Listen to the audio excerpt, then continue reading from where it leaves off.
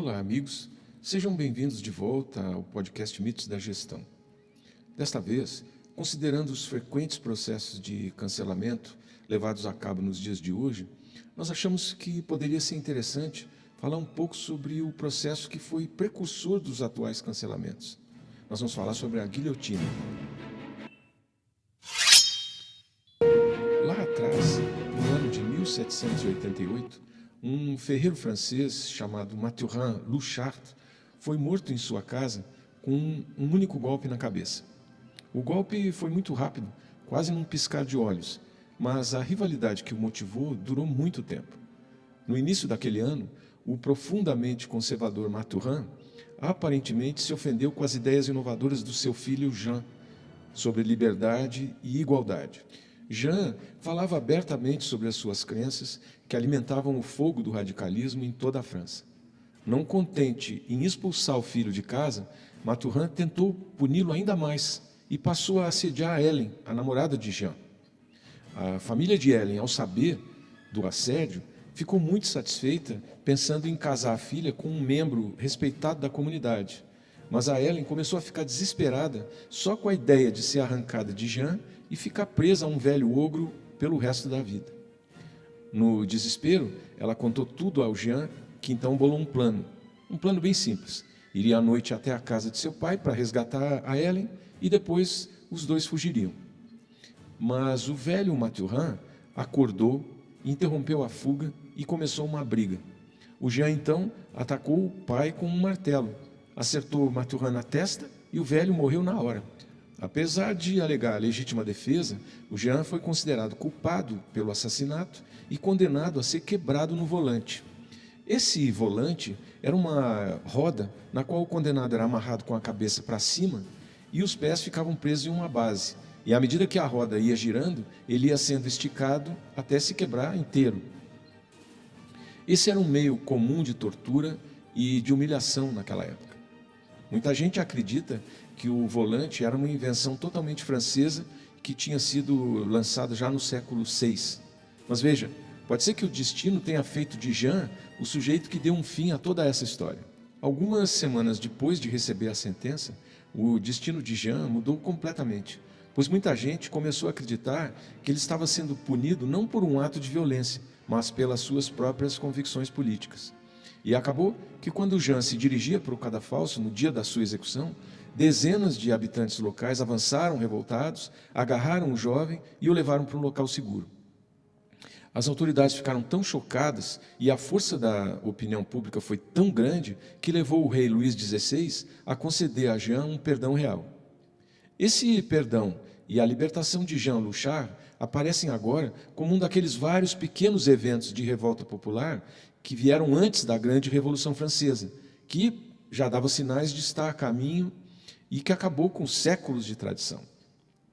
A partir desses episódios na França, nunca mais se utilizou o volante, que de repente passou a ser considerada uma coisa ultrapassada de um passado muito distante. Então, mais ou menos um ano depois do caso do Jean, um novo método de execução foi discutido publicamente pela primeira vez. Era a guilhotina, uma máquina de matar que, como insistiram seus criadores, proporcionaria justiça pura e rápida, bem ao gosto de alguns supremos hoje em dia.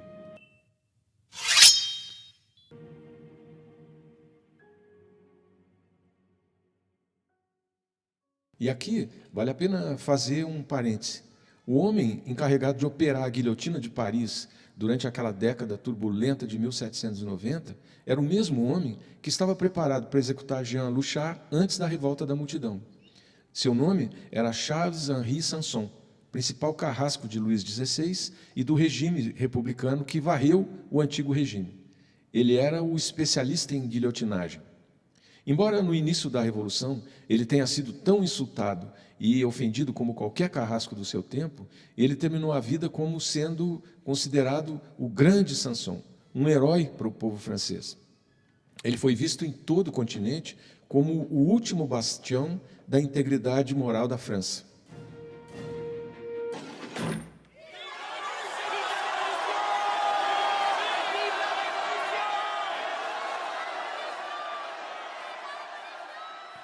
Parece que matar estava no sangue do Sanson. O primeiro membro da família a atuar como carrasco, e carrasco real, foi o bisavô de Charles Henri, que foi coagido a assumir o cargo depois que o seu sogro morreu. Ao longo do século seguinte, 3 outros homens da família Sanson herdaram o cargo antes de Charles Henri. Ele tinha 39 anos na época, mas já era um veterano da pena de morte. Quando seu pai morreu em 1754, Charles Henri assumiu suas funções no cadafalso com apenas 15 anos de idade. O menino exibia qualidades surpreendentes, uma sabedoria muito além da sua idade e um estômago forte o suficiente para acompanhá-lo durante os estrangulamentos, decapitações e queimaduras que constituíam a rotina da sua vida profissional. Ainda adolescente, ele conduziu o último enforcamento e esquartejamento da história francesa, que foi o de Robert-François Damiens, por causa de um atentado contra a vida do rei.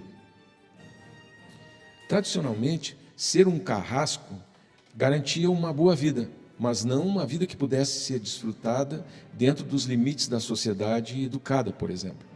Embora o povo tivesse sede de execuções públicas, o responsável por tirar a vida era considerado como espiritualmente sujo. O conhecimento disso pesou muito sobre o Sanson, e ele trabalhou duro para limpar o nome da família. É impossível determinar os seus pensamentos mais profundos sobre a confusão social, a turbulência social da época e as políticas que encharcaram a Paris no final do século XVIII. Mas parece que o Sanson estava orgulhoso de servir o rei, mesmo para finalidades tão terríveis. As únicas coisas que Sanson realmente desejava era o respeito que achava que merecia como um funcionário devotado do rei. Curiosamente, foi a Revolução que lhe ofereceu essas coisas. Na época que se seguiu a tomada da Bastilha, todos os pressupostos mais básicos sobre a vida e sobre a morte na França foram questionados.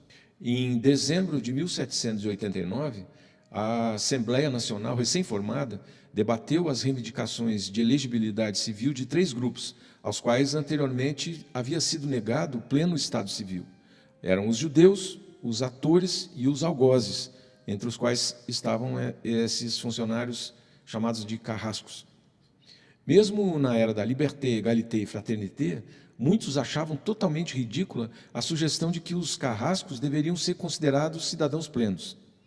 A exclusão dos carrascos não se baseia em preconceitos, disse o Abadi Mori. Está na alma de todos os homens bons estremecer ao ver alguém que mata seus semelhantes. Ao ouvir esses sentimentos, o Sanson se sentiu levado a escrever uma carta à Assembleia em nome de cada carrasco da França. Ele escreveu que enfrentar o tabu em torno das execuções era um dever revolucionário e não fazê-lo trairia a superstição, a covardia e a hipocrisia. Ou concluem que o crime deve permanecer impune, ou que é necessário um carrasco para puni-lo. E olha, até aquele momento havia uma divisão de classes bem estrita, bem marcada. As decapitações eram para os ricos, enquanto os camponeses engasgavam, se contorciam e estribuchavam na ponta de uma corda.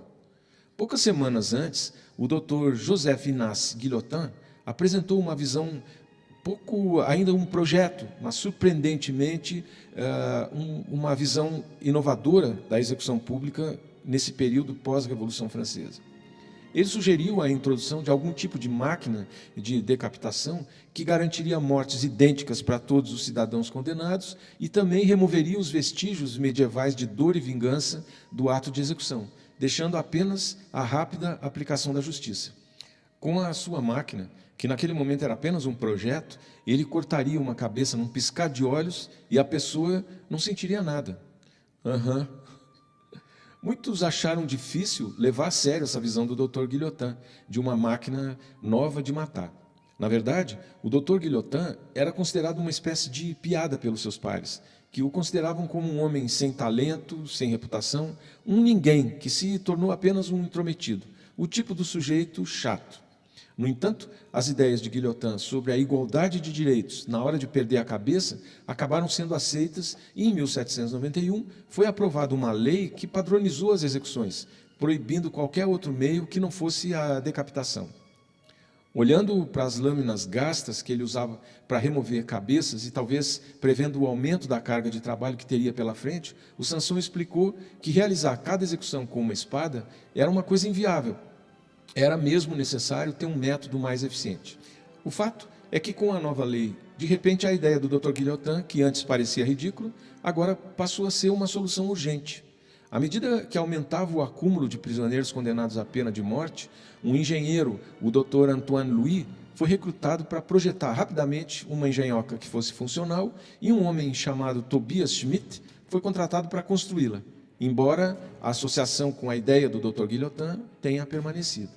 Em 17 de abril de 1792, o Sanson foi acompanhado por funcionários do governo até o Hospital Bicêtre para testar a máquina.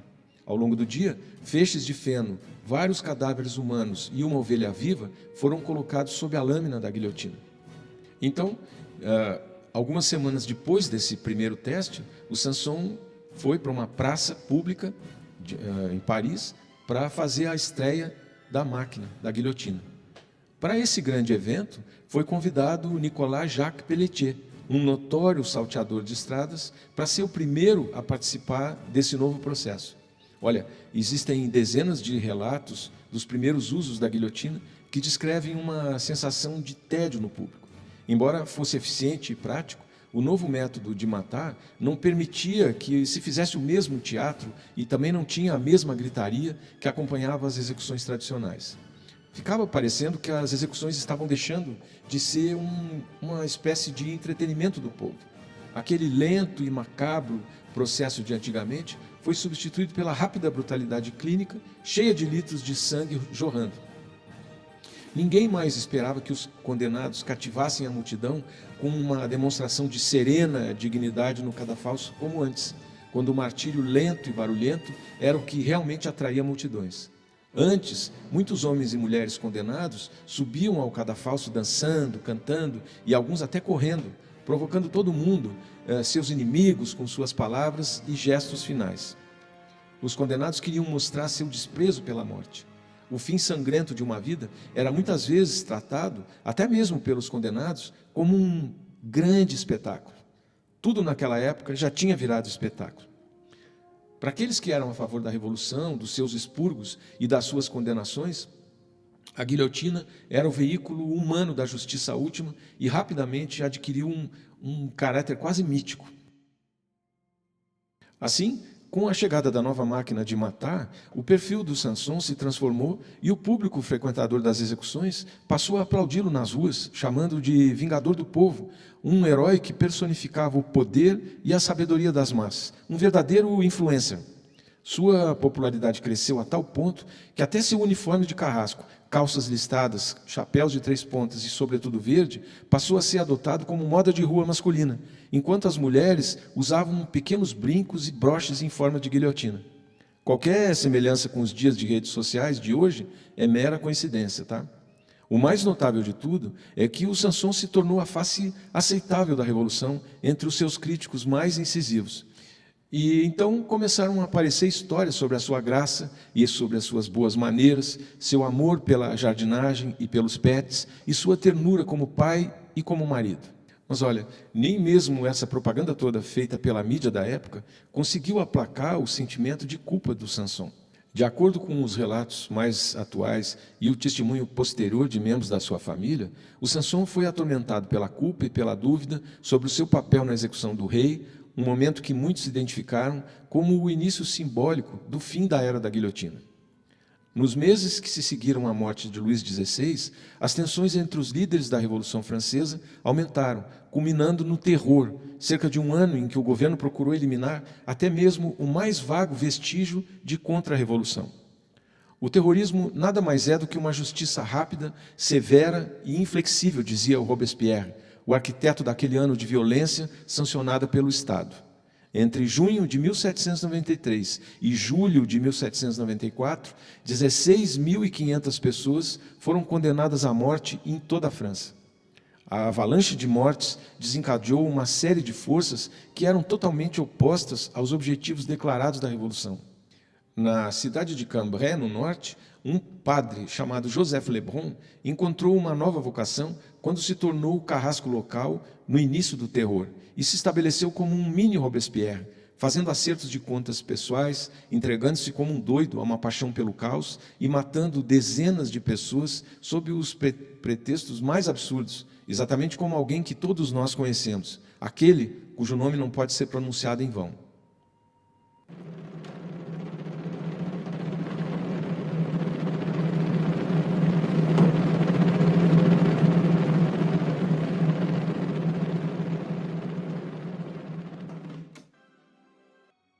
Mas veja, pouco antes do início do período do terror na França, o Samson viveu uma tragédia pessoal. Quando o seu filho, que de acordo com a tradição familiar era também o seu assistente, quando ele foi levantar uma cabeça decepada para a multidão, escorregou no sangue, caiu do cadafalso e acabou morrendo. Mas mesmo sob os efeitos dessa perda, nos 12 meses seguintes, Samson recebeu ordem de executar mais de 2.000 pessoas. Os seus diários, pelo menos os citados pelo seu neto, mostram a imensa pressão que isso acabou exercendo sobre ele. Um dia de trabalho terrível é o seu comentário cansado em 17 de junho de 1793, quando lhe foram atribuídas 54 decapitações. No outro dia, ele aparentemente contratou 16 assistentes para ajudar nessas execuções. Estão organizando o serviço de guilhotina como se fosse durar para sempre, dizia ele. Numa manhã, ele recebe o pescoço de Maria Antonieta. No dia seguinte, o pescoço de Danton, que foi um dos célebres responsáveis pela derrubada da monarquia. Era difícil acompanhar a sorte das várias facções dentro das facções ou prever qual patriota seria o próximo denunciado como traidor. Grandes cidadãos e bons homens são guilhotinados todos os dias, registra ele no seu diário, dando conta de que a guilhotina não era mais uma máquina de justiça, mas um instrumento da tirania que se estabeleceu. Ironicamente, o cargo de carrasco foi uma das poucas instituições que passou ileso pela década de 1790. Em agosto de 1795, quase um ano depois da queda de Robespierre, que, por sinal, também foi guilhotinado, e o fim do período do terror, o Samson, exausto, entregou suas funções a seu filho Henri. Ao longo da sua carreira de 39 anos, o Samson realizou quase 3.000 mortes. Ele permaneceu nesse cargo até 1840, época em que a monarquia foi restaurada e os Samsons voltaram a ser considerados os babacas reais, em vez de heróis revolucionários. Com a morte de Samson, o cargo passou para seu filho Henri Clement, que achava a herança da família uma coisa vergonhosa. O trabalho lhe provocava alergias terríveis, deixava-o doente e ainda por cima lhe dava pesadelos na hora de dormir. Aí ele passou a beber e jogar. Em algum momento de 1847, ele informou ao governo que não poderia levar a cabo a execução daquele dia porque havia penhorado a guilhotina para pagar uma dívida e não tinha fundos para comprá-la de volta. Esse foi o fim da história de 7 gerações da família Samson com o cargo público menos invejado da França. Veja, foi só em 10 de setembro de 1977 a última vez em que alguém foi guilhotinado na França. Hamida Djandoubi, condenado à morte por tortura e estupro, seguidos de morte, foi decapitado na prisão de Beaumet, em Marsella. A pena de morte foi abolida na França em 30 de setembro de 1981.